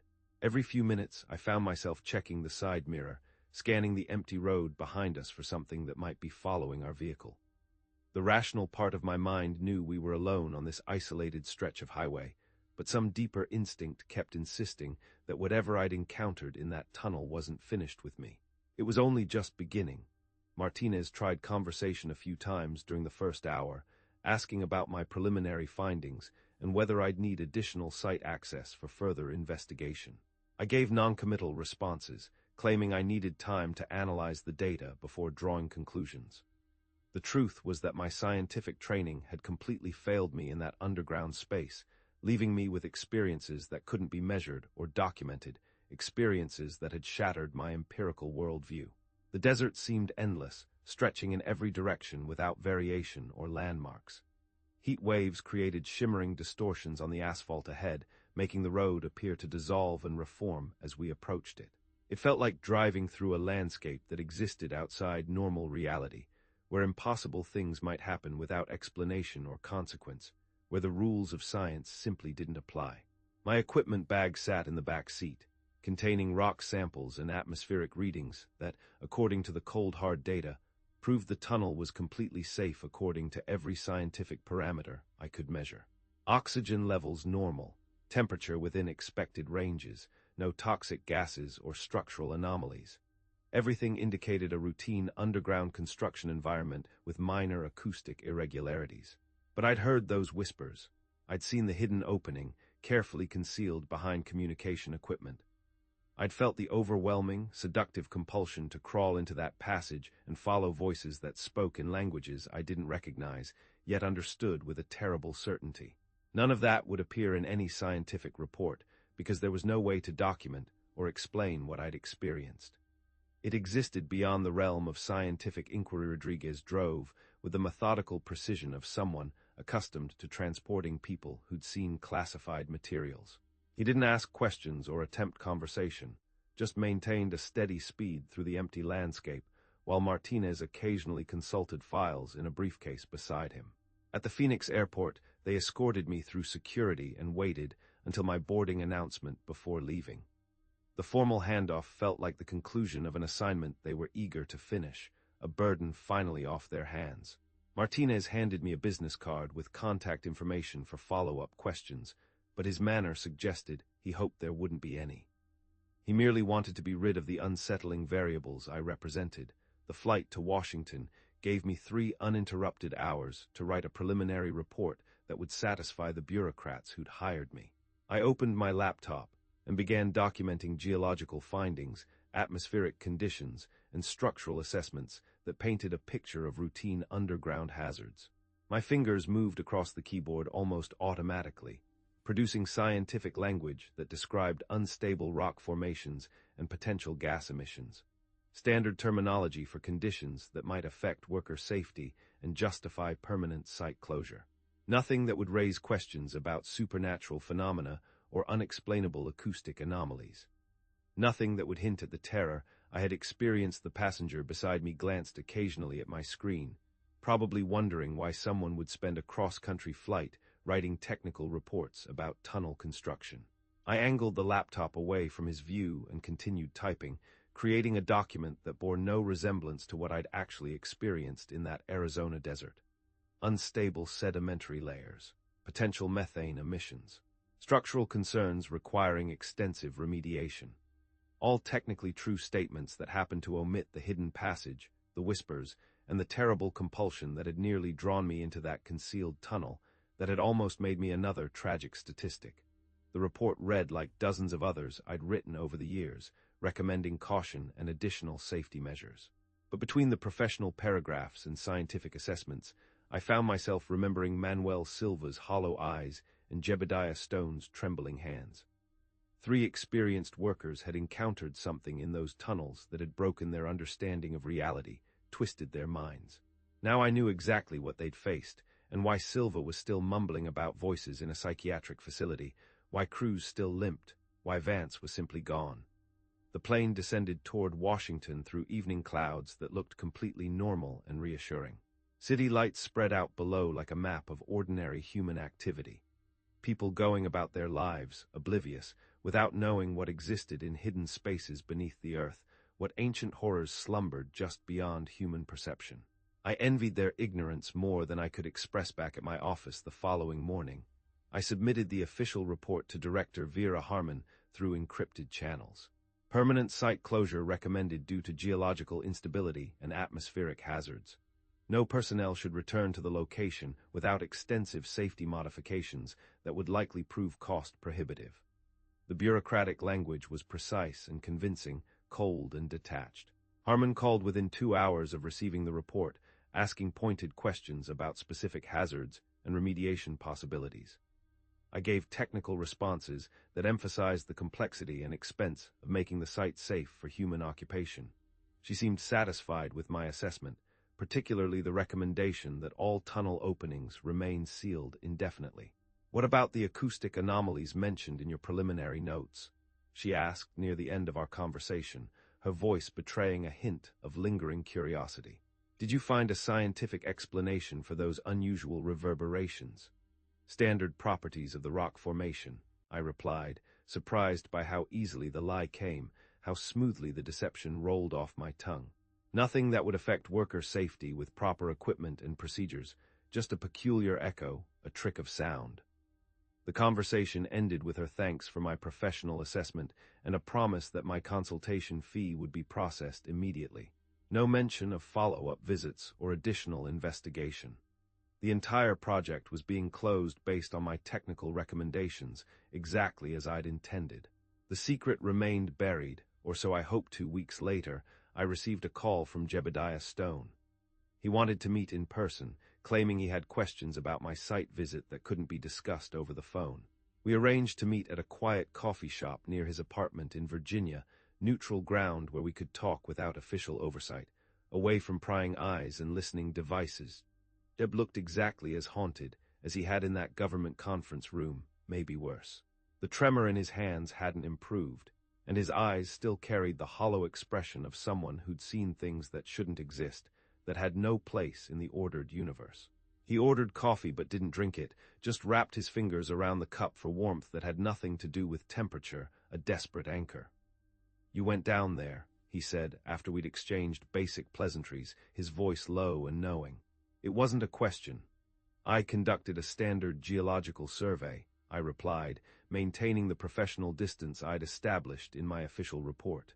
"Atmospheric readings, structural assessment, nothing unusual for that type of investigation, as the report indicates."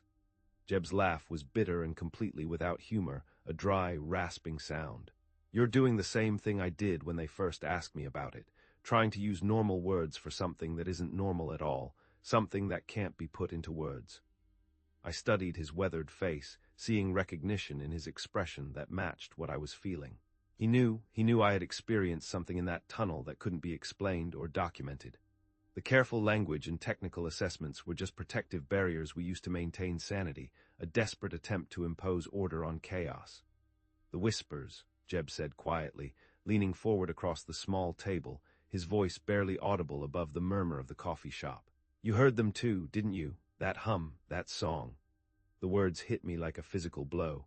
For 3 weeks, I'd been telling myself that what happened in that tunnel could be rationalized, explained through acoustic properties and psychological stress. Hearing Jeb state it so directly stripped away all the scientific justification I had built around the experience, leaving me exposed, vulnerable. "I don't know what you're talking about," I said, but my voice lacked conviction, a hollow echo. "You do." Jeb's hands were shaking worse now, the tremor making his coffee cup rattle against the saucer, a frantic percussion.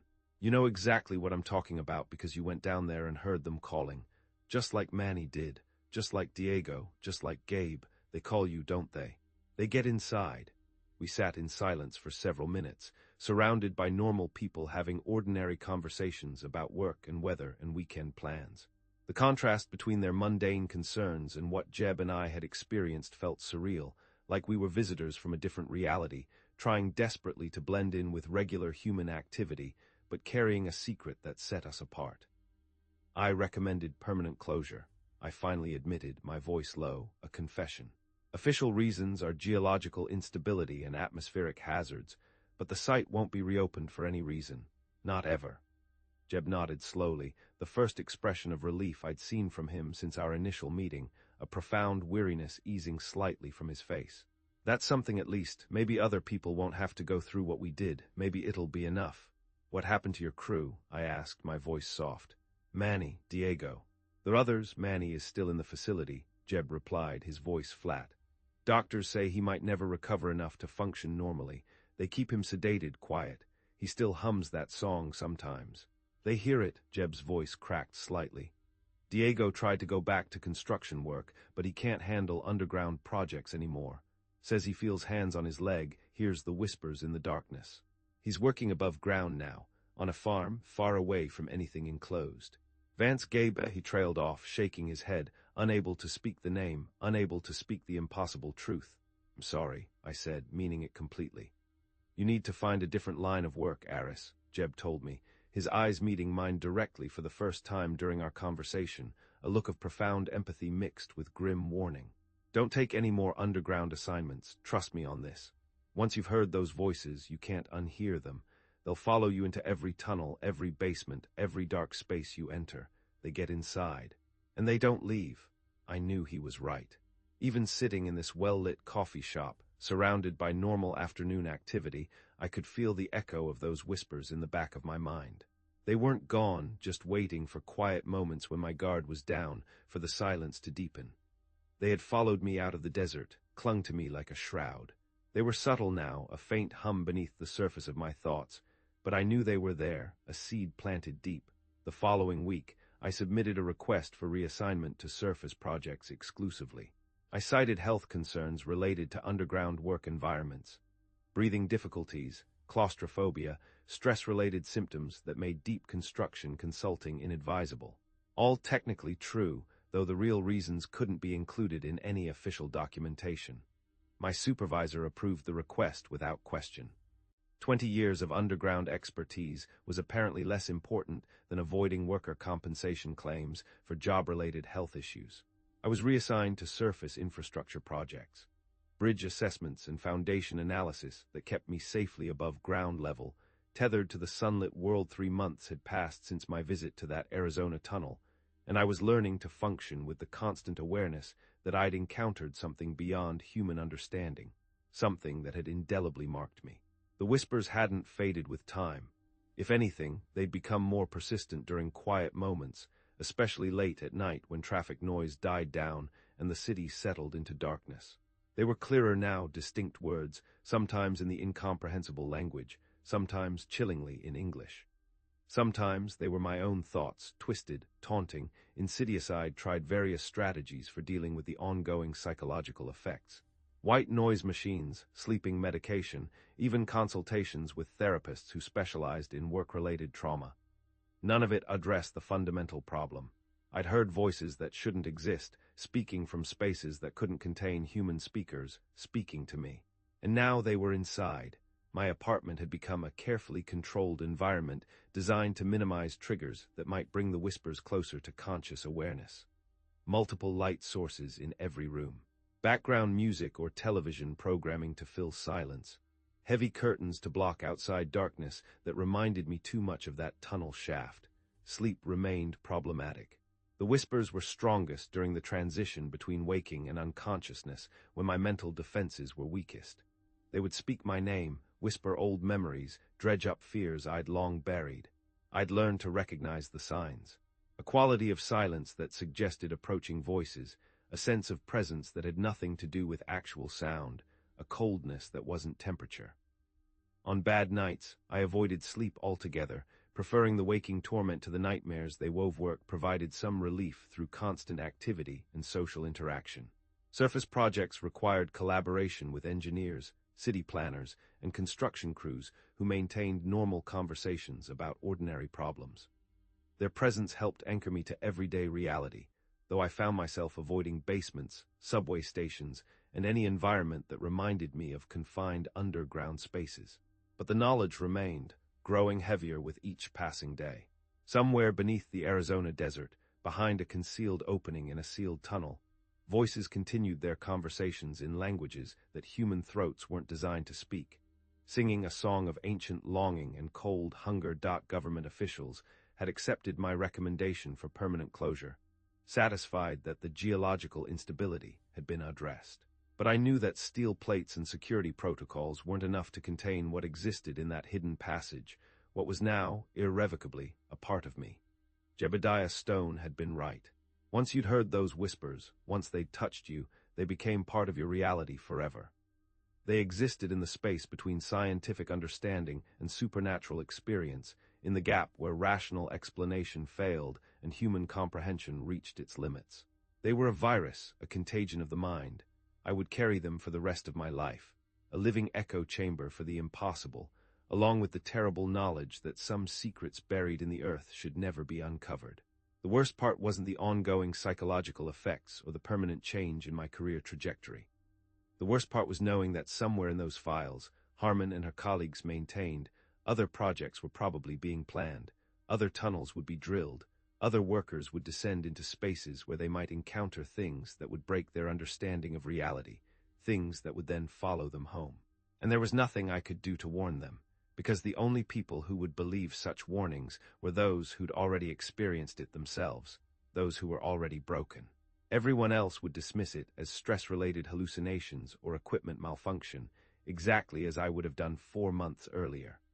The cycle would continue until someone else heard those whispers and learned why some doors should never be opened, why some songs should never be sung, and why, once it has touched you, it will always find its way home. What chilling secret do you think lies deepest under the earth? Share your thoughts below.